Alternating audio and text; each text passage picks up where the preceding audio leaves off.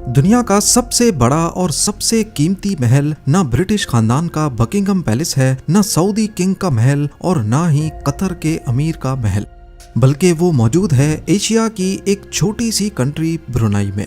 एक छोटी सी सल्तनत जिसका सुल्तान दुनिया का सबसे अमीर और सबसे ताकतवर लोगों में शुमार होता है, सुल्तान हसन अल बोल्किया। इनके महल में गोल्ड इतना आम है कि महल का कोना कोना इससे भरा हुआ है। दरवाजे, दीवार, कुर्सियां और मेज, हर जगह कीमती सोना चमकता हुआ दिखता है। मगर ब्रुनाई सिर्फ दौलत का नाम नहीं, ये एक ऐसी सल्तनत है जहां हर रास्ता एक नया राज खोलता है। एक ऐसी जगह जहां सुल्तान की मर्जी ही कानून है और जहां उनके हुक्म के आगे दुनिया की बड़ी बड़ी ताकतें चुप हो जाती हैं। ज़ेम टीवी की वीडियोस में एक बार फिर से खुशामदीद। नाजरीन, ब्रुनाई एक छोटी लेकिन नेचुरल रिसोर्सेज से माला माल कंट्री है, जहां के रूलर हसन अल बोल्किया एक ऐसी पर्सनैलिटी के मालिक हैं जो राज, शान और ताकत का जीता जागता सबूत हैं। 1967 से अभी तक ये ब्रुनाई के तख्त के अकेले मालिक हैं और क्वीन एलिजाबेथ II के इंतकाल के बाद अब वो दुनिया के सबसे ज्यादा अरसे तक हुकूमत करने वाले बादशाह बन चुके हैं। ये कहानी सिर्फ वक्त की नहीं बल्कि उस दौलत की है जो आम इंसान सोच भी नहीं सकता। कई इंटरनेशनल सोर्सेज ने रिपोर्ट किया है कि हसन अल बोल्किया की पर्सनल नेटवर्थ $30 बिलियन से भी ज्यादा है और ये बहुत मोहतात अंदाजे हैं। इनकी असल वेल्थ के बारे में अभी तक किसी को इल्म नहीं हो सका। इनकी शान शौकत और लग्जरी लाइफस्टाइल के पीछे ब्रुनाई के तेल और गैस के वो जखीरे हैं जो जमीन के नीचे सोना बनकर छुपे बैठे हैं। हर बैरल तेल और हर कतरा गैस सुल्तान की दौलत में एक और जीरो का इजाफा करता है। पर ब्रुनाई के सुल्तान उन शाही खानदानों में से नहीं हैं जो अपनी दौलत को छुपाते हैं।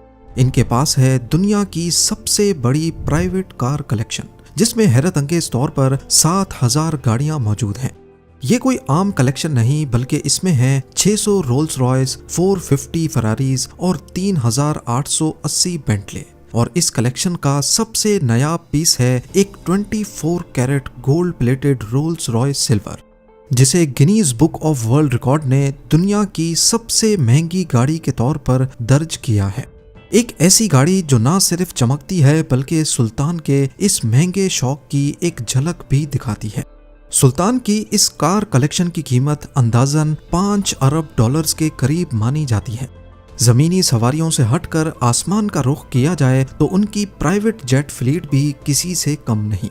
एक गोल्ड प्लेटेड बोइंग 747-400 जिसकी कीमत लगभग $40 करोड़ है, मगर सुल्तान इसे जहाज नहीं बल्कि उड़ते हुए महल के तौर पे इस्तेमाल करते हैं। क्रिस्टल शैंडलियर्स, सोने के वॉश बेसिन्स और लग्जरी इंटीरियर पे $12 करोड़ अलग से खर्चा किया गया है। और ये सब सिर्फ कंफर्ट नहीं बल्कि लोगों के ख्याल में ये ताकत और पैसा दिखाने का जरिया है। बात यहाँ पर खत्म नहीं होती। सुल्तान ने अपनी बेटी को भी बर्थडे गिफ्ट में प्राइवेट जेट गिफ्ट किया था। कुल मिलाकर सुल्तान के पास 17 एयरप्लेन्स हैं जो उनकी प्राइवेट कलेक्शन है और हर एक जहाज में सोने का भरपूर इस्तेमाल किया गया है। इसी वजह से ब्रुनाई के सुल्तान जमीन तो जमीन, आसमान के शहंशाह भी कहलाए जाते हैं। सुल्तान की पर्सनैलिटी के और भी कई दिलचस्प पहलू हैं, जैसा कि वो रॉयल मिलिट्री एकेडमी सैंडहर्स्ट के एक सर्टिफाइड पायलट हैं और अपने पसंदीदा बार्बर को लंदन से ब्रुनाई बुलाकर सिर्फ एक हेयर कट पर $21,000 खर्च करते हैं। ये उनके लग्जरी लाइफस्टाइल का एक छोटा सा नमूना है। सुल्तान एक आर्ट कलेक्टर भी हैं जिन्होंने मशहूर फ्रेंच पेंटर रेनवार की पेंटिंग $7 करोड़ में खरीदी थी। खर्चा करने में ये इतने खुले हाथ के हैं कि 1996 में अपनी 50वीं बर्थडे पार्टी पर इन्होंने एक ही झटके में $3 करोड़ बहा दिए, जिसमें माइकल जैक्सन को परफॉर्मेंस के लिए ही $2.25 करोड़ अदा किए गए। इस दौरान पूरे मुल्क में 2 हफ्ते की छुट्टी मनाई गई और खास इस ओकेजन के लिए पूरा एक नया स्टेडियम बनवाया गया, जिसमें दुनिया भर से 60,000 रॉयल गेस्ट ने शिरकत की। पर असल हैरानी की बात यह थी कि बर्थडे पार्टी में आए रॉयल गेस्ट को असली सोने के मेडल्स दिए गए।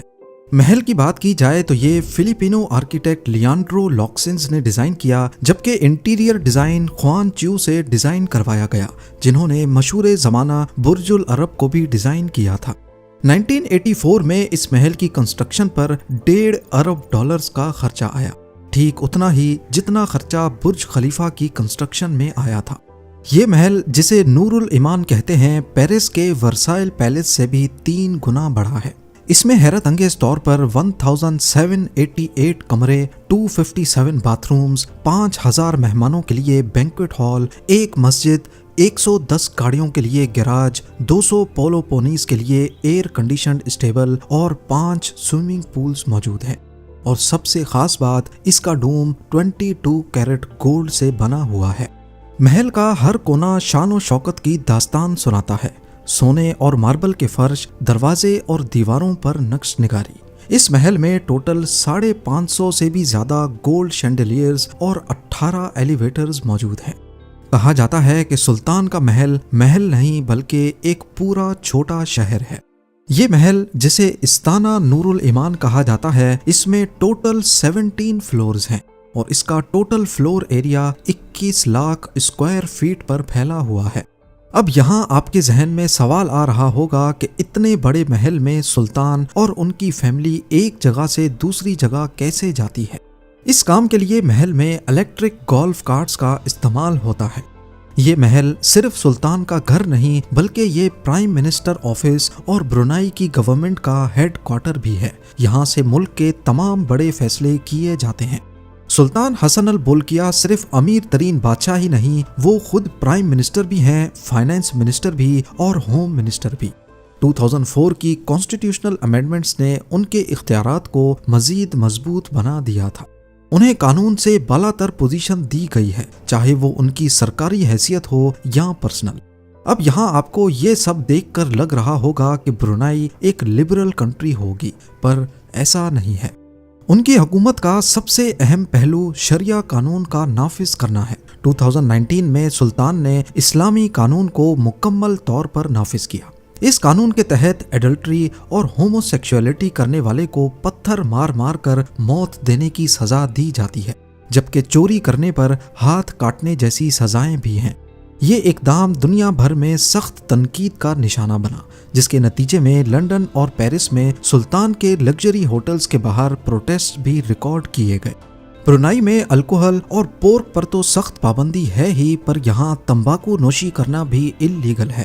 फतवे सिर्फ सरकारी मुफ्ती ही जारी कर सकते हैं और उनके फतवों का मजाक उड़ाना भी काबिले सजा जुर्म है।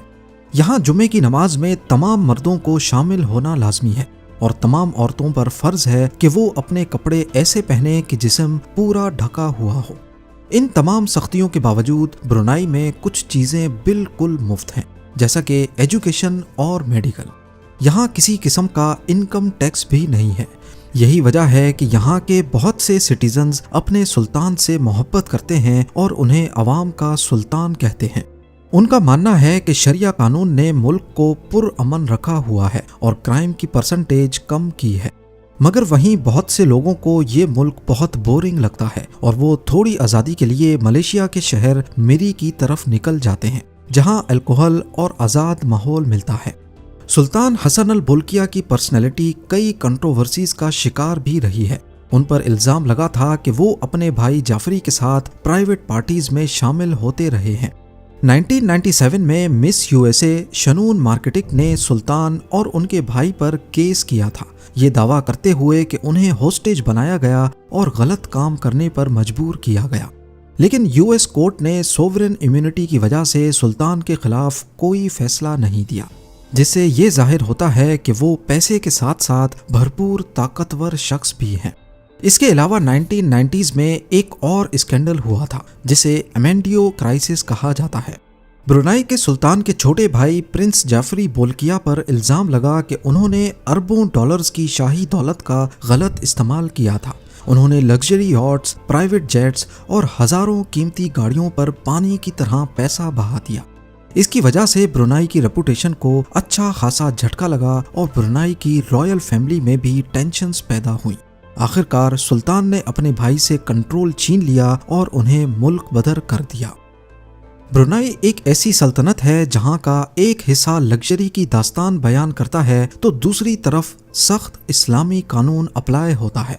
पर इन सब के अलावा कुछ ऐसे फैक्ट्स भी हैं जो शायद आपने ब्रुनाई के बारे में पहले कभी ना सुने हो। ब्रुनाई लफ्ज का असल में मतलब होता है दैट्स इट। इसका पूरा नाम नेगिरा ब्रुनाई दारुस्सलाम है, जहां नेगिरा का मतलब है कंट्री और दारुस्सलाम का मतलब है पीसफुल रहने की जगह। ब्रुनाई से निकलने वाला ऑयल और गैस मुल्क की 90% इकोनॉमी चलाता है। वर्ल्ड वॉर 2 में ऑयल की कमी की वजह से जापान ने ब्रुनाई पर कब्जा कर लिया था और फिर ब्रिटिशर्स ने इसे जापान से आज़ाद भी करवाया। 2013 में ब्रुनाई शार्क फिनिंग यानी शार्क की पूंछ काटने पर बैन लगाने वाली पहली एशियन कंट्री बनी। ब्रुनाई में एजुकेशन पर बहुत जोर दिया जाता है और यहाँ का लिटरेसी रेट दुनिया के कई मुल्कों से बेहतर है, जो 98% के करीब है। यहाँ की करेंसी ब्रुनाई डॉलर्स है, जो सिंगापुर में भी चल सकती है। केम्पोंग अयर, जिसे वेनस ऑफ द ईस्ट भी कहा जाता है, ब्रुनाई रिवर पर पानी के ऊपर बनी एक पुरानी बस्ती है जो ब्रुनाई के कदीम कल्चर की झलक दिखाती है। उम्मीद है ज़ेम टीवी की ये वीडियो भी आप लोग भरपूर लाइक और शेयर करेंगे। आप लोगों के प्यार भरे कमेंट्स का बेहद शुक्रिया। मिलते हैं अगली शानदार वीडियो में।